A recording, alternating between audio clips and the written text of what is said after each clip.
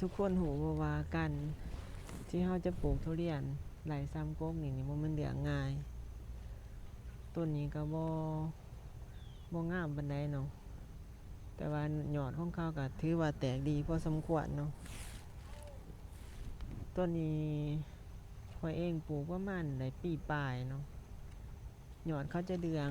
น้อยหนึ่งเนาะเพราะว่ามันถึงแสงแดดถ้าบ่ได้เอาผ้ากองแสงหุ่มจนเบิดเนาะมันก็สิประมาณนี้เนาะแล้วก็ยอดนี่ก็ถือว่าแตกดีอยู่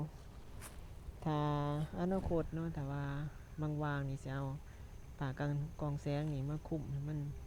ทั่วกกเนาะบ่ให้ก็ถึกแสงแดดจนเกินไปเนาะเพื่อให้เขามีการเจริญเติบโตที่ไวกว่านี้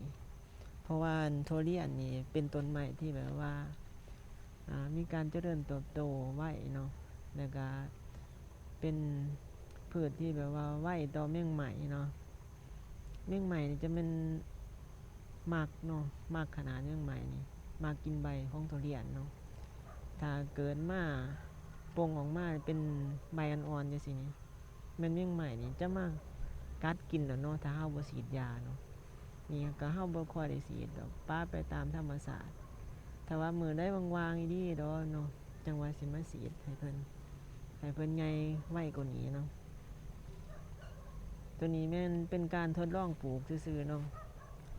อนาคตถ้าว่ามีพื้นที่ที่มันเหมาะสมหรือว่ากว้างใหญ่กว่านี้ว่าอยากปลูกเพิ่มอีกเนาะ